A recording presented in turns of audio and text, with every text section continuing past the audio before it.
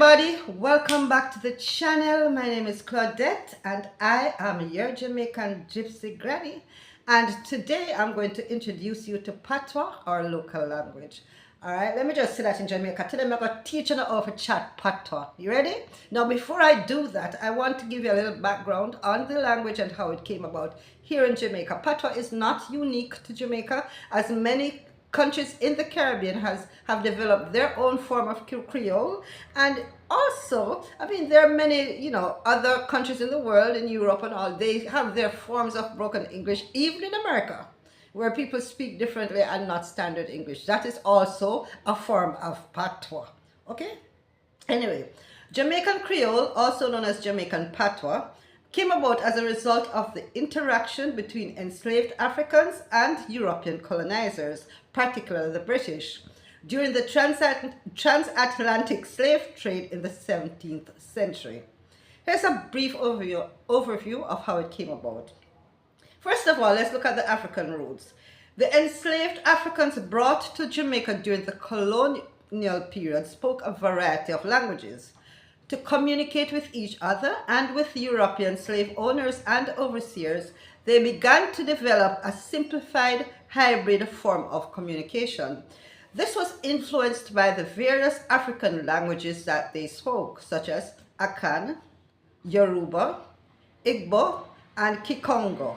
But it had no written standard and it was primarily spoken. And even today, it's still very difficult for us to write. We're developing some form of it, but yeah. Anyway, the European influence. The primary European influence on Jamaican Patois was English, due to Jamaica being a British colony from 1655 until its independence in 1962. English vocabulary and sentence structure were adopted, but they were often modified and adapted to fit the phonology and grammatical patterns of the African languages. As enslaved Africans were denied formal education and forced to work on plantations, the language continued to evolve and simplify. Patois developed as a pidgin, a simplified language that combines elements of two or more languages. Over time, this pidgin became a fully fledged Creole with its own grammar and rules, distinct from both African languages and English language. Jamaican Patois became a way for people to maintain cultural identity and to resist the oppressive systems in place. It allowed enslaved Africans to communicate with each other and create a sense of community despite being from diverse linguistic backgrounds. Over time, Jamaican Patois became a symbol of national identity. While it was historically marginalized and considered broken English, it has gained recognition and, It has gained recognition as a legitimate language in its own right, spoken by most Jamaicans today, especially in informal settings. Jamaican Patois is not only used in everyday conversation, but has also influenced music, especially reggae and dancehall, literature, and the arts. It is increasingly accepted in both cultural and formal contexts. Now, this was what my research gave me, but I want to point out that they have sort of negated the Spanish influence, because this seems to just remember that we were colonized by the British, but our history proves that we were once colonized by the Spanish. I think we were colonized first by the Spanish, and then the British came along and there was a war and they threw them out. So the Spanish language also influences our patois, and you'll find a lot of words in our patois that makes reference to this Spanish influence. If you also look at the names of places in Jamaica, they all reflect the Spanish influence. I mean, Ocherias, 8 Rivers. A lot of our places are called by Spanish words. So there was that Spanish influence. And one day I may come back and do a video on all of that. But now we're focusing on patois, and I want to teach you a few phrases. Okay, just as I was saying before, patois is a mix of English, many different African languages, because you have to remember that there were different people coming from separate parts of Africa that also influenced the language. Spanish and other influences. I think you may find a few French words in there somewhere along the line, but hello. But anyway, let's start with some basics of our language, right? To say hello, most Jamaicans will say wagwan. Wagwan, what's going on? Can you say that? Wagwan. All right.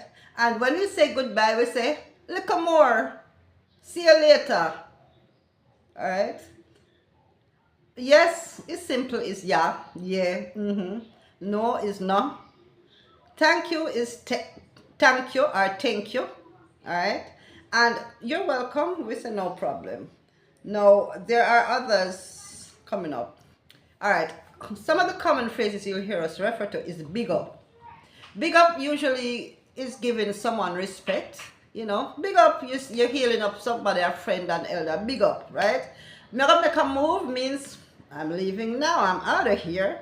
When someone says to you, everything Chris, that means everything is good. All right? All right. Another phrase is midaya, which means I'm here, I'm doing well. Sometimes if someone asks, how are you? And you say, midaya, it's, it's like midaya, we just there. All right, wagwan, as I said, is a, usual greeting, what's up? Now, another thing you hear very often, if you take public transportation, is smile up yourself. Now, I, who don't own a car, I'm always in the route taxis, the buses, and sometimes when they want to cram 1 million people into the standing space, smile up yourself. And quite often you will hear the customers ask, now which part you expect me to go? We can't smile up no more. And they squeeze us in like that. So smile up yourself usually means, ease up, make some space, all right? All right, this is a controversial one, me soon come. No. If a Jamaican tells you me soon come, you can go bed, go sleep, you can go have your dinner, you can go bathroom, go bed, and sometimes them still don't turn up, right? Especially when you're going out with somebody. You will call them and ask, where are you? This time you done already now. Where are you? Me soon come, man. Me soon come, me soon reach. Half the time them don't even go into the bathroom yet. Okay? So me soon come could mean anywhere from a few minutes to an hour, a couple of hours. Alright? Now another term my mom used to use a lot with me is every mickle make a muckle. Now every mickle make a muckle means every bit counts, especially in today's economy. I mean, you have to make do with what you have, and you have to save, because there are some people who feel as if they're not putting away a large amount of money, they're not saving. But every make a muckle means if you put away $10, $10 become $20, $20 become $30, and you keep adding it up. So make sure you save. Every mickle make a muckle. All right. Next thing, don't make nobody tell you say you're salt. I have started telling people that I don't want them to speak that negative energy over my life, because as soon as something wrong is going on in your life, boy, you're salty. Or sometimes we do it to ourselves, boy, I'm salty now. Unfortunate incidences don't mean say you're salty, it just means say another door going to open somewhere else. Okay? Anyway, it's a common saying, boy, you're salty, you're unlucky, boy. Alright. Another thing that is very common to Jamaica, and I have used a lot, is turn your hand, make fashion. Turn your hand, make fashion. Now, what this means is that you make do with what you have. A lot of people who grow up in the poorer societies have to turn them hand, make fashion. There has been times when, I've been through a lot of struggles in my life, and I have to turn my hand, make fashion. And usually this might means, you combine different foods, articles that you would normally use to make a meal, because that's all that's available. Or, you have a piece of cloth and you want to go somewhere, you can't make it, just kind of wrap it around you and make a sari or do something. But turn your hand, make fashion is a very handy expression, and I've used it very often. Okay? Now, big up yourself. Now, I spoke earlier of big up, which means you're giving someone praise. Now, when somebody says big up yourself, they're telling you to give yourself credit, give yourself respect. And this cannot be emphasized too much. Most of us need to big up yourself, big up with self, big up with self, because sometimes you sit around waiting for someone to give you that encouragement, right? And it's not forthcoming. So we must learn to do what? Big up yourself. Big up myself. Remember that. Big up yourself. Alright? Alright, now watch no face. Now, this is how I live my life. Now watch no face. Because guess what? I have reached a point in my life where I'm so comfortable with myself that me no watch no face. Yeah? If I have a goal, if I have decided I want to accomplish something and I have to do whatever to get there, me no watch no face. If I feel like going out the road and I don't feel like dolling up and getting dressed up and all of that, me no watch no face. If somebody is putting me down and trying to get me no watch no face, because you can't control me. So no watch no face, just gut you. Alright? Got you. Don't pay attention to others' opinions of you. The only opinion that matters is your own. Okay? Alright, run the boat. I don't know, do they still use that term? If there are any Jamaicans in here, kind of let me know. Do they still use that term? I remember when I was growing up, we used to run boat, which usually mean we cooking some flour dumpling with dirty gal. Dirty gal is another Jamaican term, which is how we refer to tin mackerel or corned beef. I don't know what we used to call corned beef. I don't remember. If you remember what we used to call corned beef, put it on there if there was another name. Okay? Remember, comment and leave some of your expressions that I have forgotten. I'm older now, so a lot of these expressions are new to me. I don't know. So if you're of the younger ilk, and you know some, leave them in the comments below. And while you're down there, please remember to like, share, subscribe, tell a friend and tell a friend. Okay? And here we go now. Come here now. May I tell you what run the boat mean? Run the boat means we're sharing a meal. So usually running a boat or run the boat is when a group of friends get together. They all jump in and put some money in and cook a pot for everyone to serve. Alright? So when you're around your friends, tell them, come look and run the boat. Try that. Alright. Come here now. Come here now.